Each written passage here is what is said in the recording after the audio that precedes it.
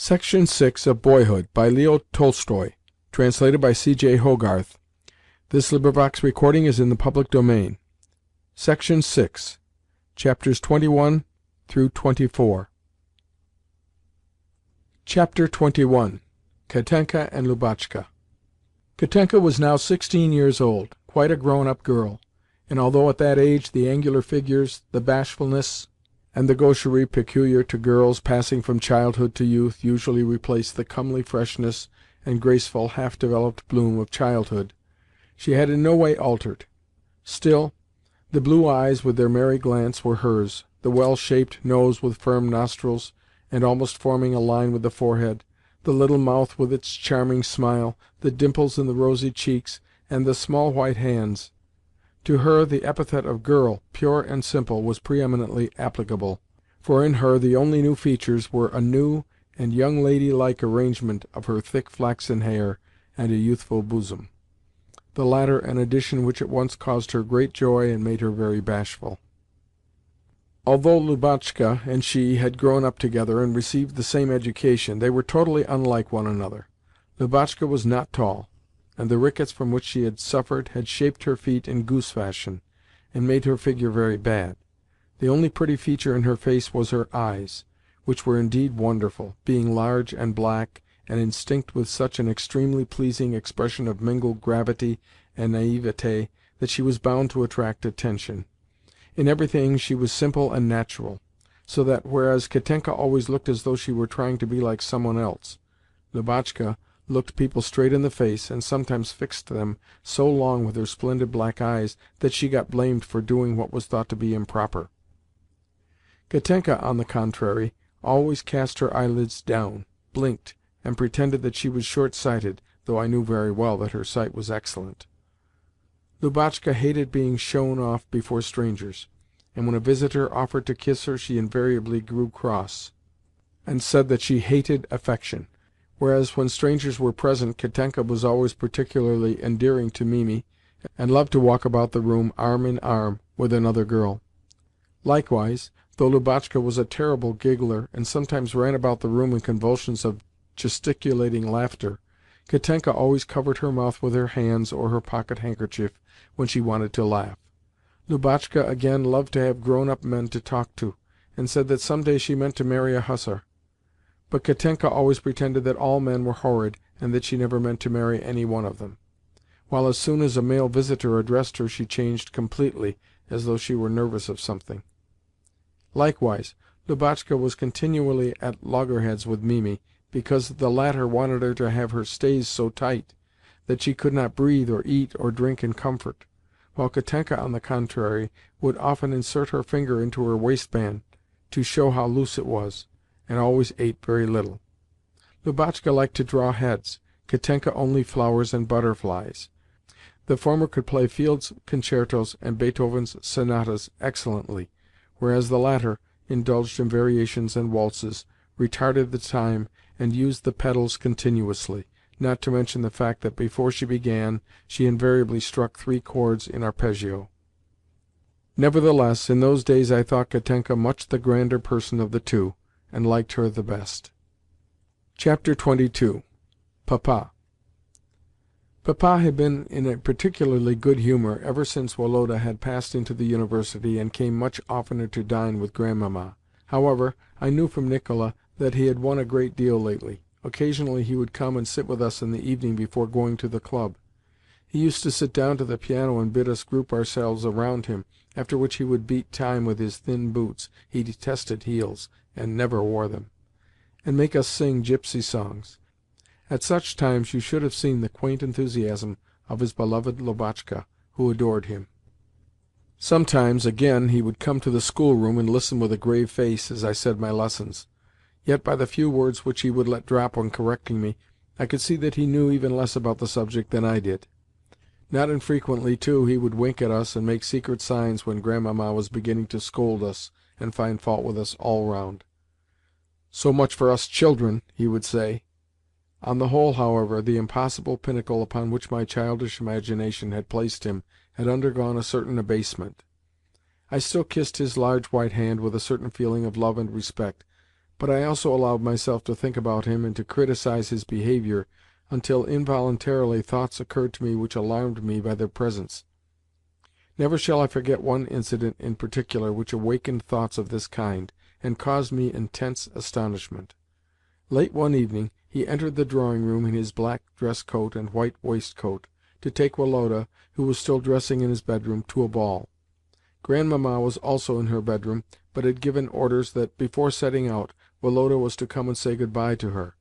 It was her invariable custom to inspect him before he went to a ball, and to bless him and direct him as to his behaviour.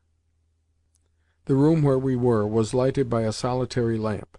Mimi and Katenka were walking up and down, and Lubotshka was playing Field's Second Concerto, Mamma's favourite piece, at the piano.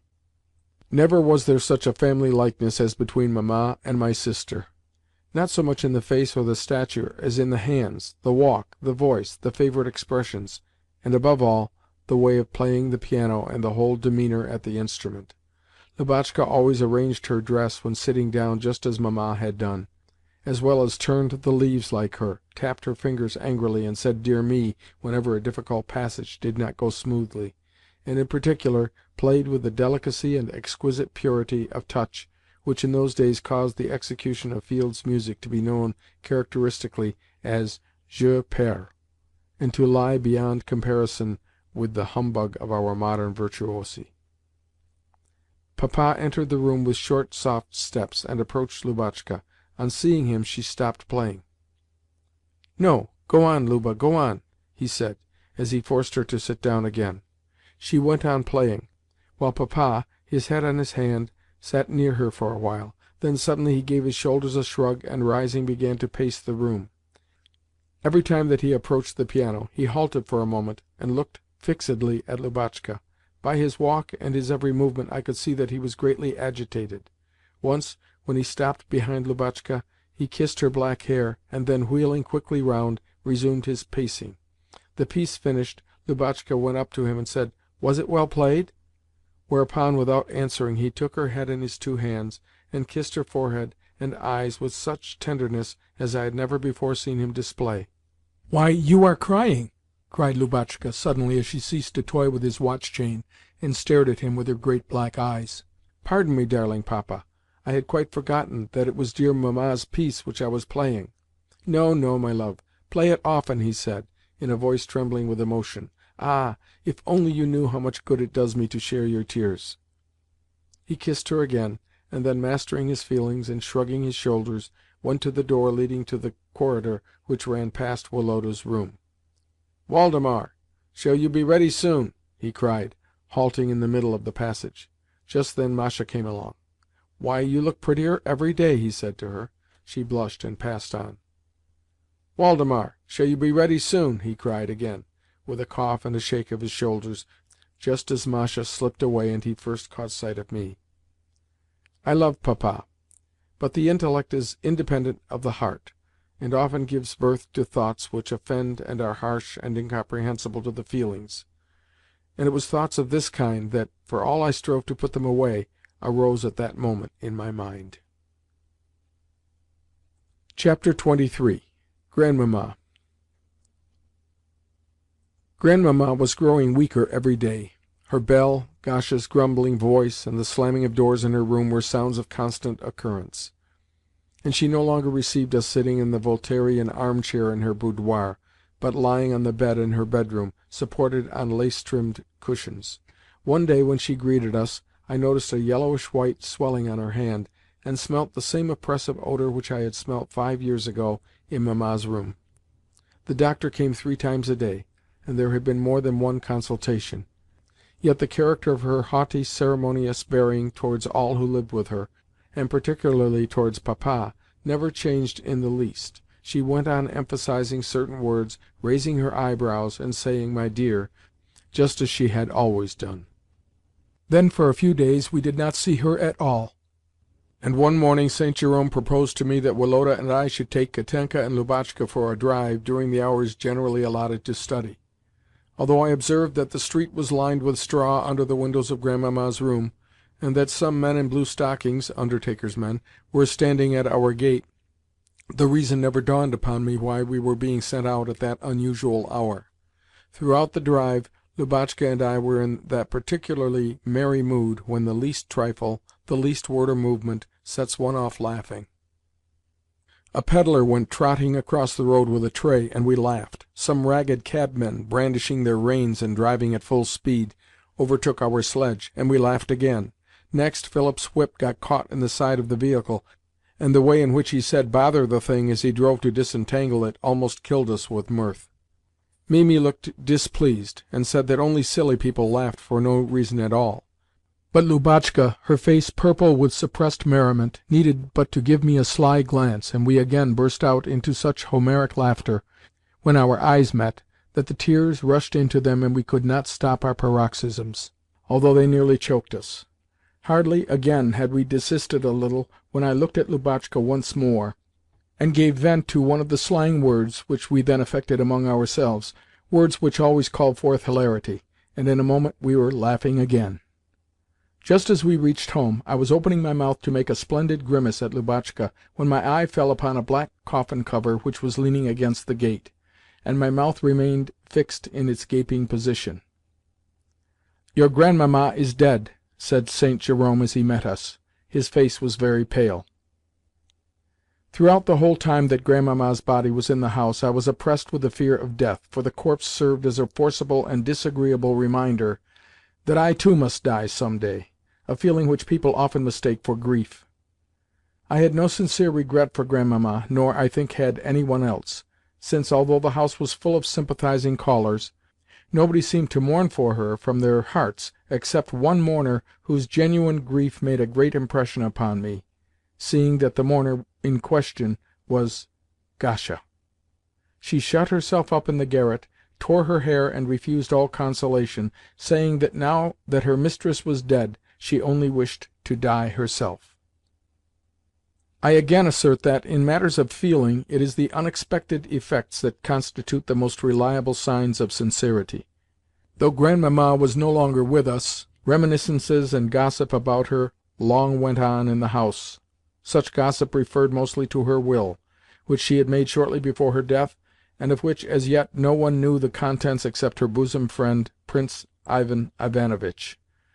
I could hear the servants talking excitedly together, and making innumerable conjectures as to the amount left and the probable beneficiaries. Nor can I deny that the idea that we ourselves were probably the latter greatly pleased me. 6 weeks later, Nicola, who acted as regular news-agent to the house, informed me that Grandmamma had left the whole of her fortune to Lubotshka, with, as her trustee until her majority, not Papa, but Prince Ivan Ivanovitch. Chapter 24. Myself. Only a few months remained before I was to matriculate for the University, yet I was making such good progress that I felt no apprehensions, and even took a pleasure in my studies. I kept in good heart, and learnt my lessons fluently and intelligently. The faculty I had selected was the mathematical one, probably, to tell the truth, because the terms tangent, differentials, integrals, and so forth, pleased my fancy. Though stout and broad-shouldered, I was shorter than Woloda, while my ugliness of face still remained and tormented me as much as ever. By way of compensation, I tried to appear original, yet one thing comforted me, namely, that Papa had said that I had an intelligent face. I quite believed him. St. Jerome was not only satisfied with me, but actually had taken to praising me. Consequently, I had now ceased to hate him. In fact, when one day he said that, with my capacities and my intellect, it would be shameful for me not to accomplish this, that, or the other thing, I believe I almost liked him. I had long ago given up keeping observation on the maidservants' room, for I was now ashamed to hide behind doors. Likewise, I confess that the knowledge of Masha's love for Basil had greatly cooled my ardour for her, and that my passion underwent a final cure by their marriage, a consummation to which I myself contributed by, at Basil's request, asking Papa's consent to the union. When the newly married couple brought trays of cakes and sweetmeats to Papa as a thank-offering, and Masha, in a cap with blue ribbons, kissed each of us on the shoulder in betoken of her gratitude, I merely noticed the scent of the rose pomade on her hair, but felt no other sensation. In general, I was beginning to get the better of my youthful defects, with the exception of the principal one, the one of which I shall often again have to speak in relating my life's history, namely, the tendency to abstract thought. Section 7.